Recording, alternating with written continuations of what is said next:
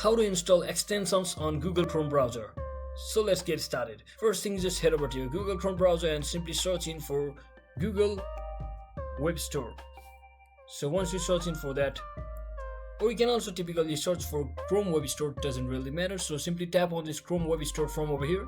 And once you select it, you can see there are three categories. Just select extensions one.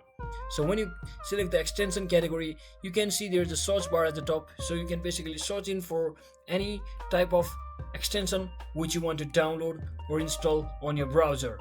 So let me select this quick extension, that is VPN. So as you can see, I've already added it. So let me quickly show you from the example.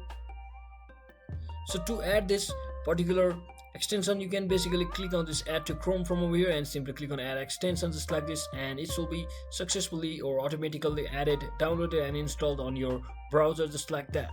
So you just have to wait for a few seconds until the process is done, and you can actually pin it from over here as well. So to pin it, simply tap on this puzzle icon and simply click on this pin icon, and just like that you have pinned your just installed extension as well. So that is it for today, guys. I hope this video was informational. If it was, don't forget to like and subscribe to the channel. See you on the next one.